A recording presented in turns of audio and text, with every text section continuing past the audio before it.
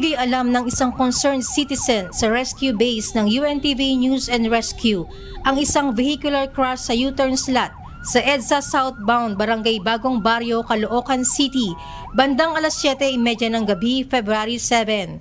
Agad namang idineploy ang UNTV News and Rescue first responders upang umaksyon sa nangyaring aksidente. Sir, from UNTV News and Rescue kami, sir. Pwede po ba namin kayo tulungan? Hindi ko po alam, sir, kung anong nakakarapat, sir. Pero pwede namin kayo tulungan, sir, ha? Tulungan namin kayo. First aid, mga ano po kami, sir. Galawin, sir. Rescuer po kami, sir. Kayo po yung pwedeng gumalaw, sir. Yes, sir. Pwede po.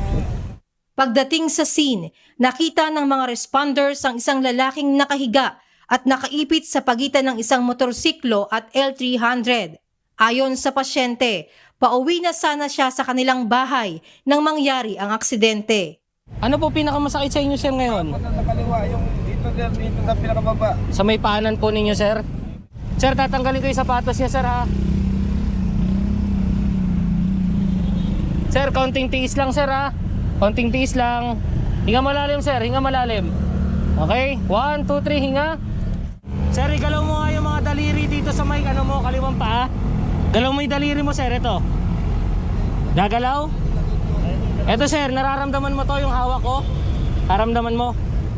Iniinda ng 41 anyos na motorcycle rider ang nararamdamang sakit sa kanyang kaliwang paa na agad namang inassess at binigyan ng paunang lunas ng responders. Nilagyan ng splint ng responder ang paa ng pasyente at inassess na rin ang vital signs nito.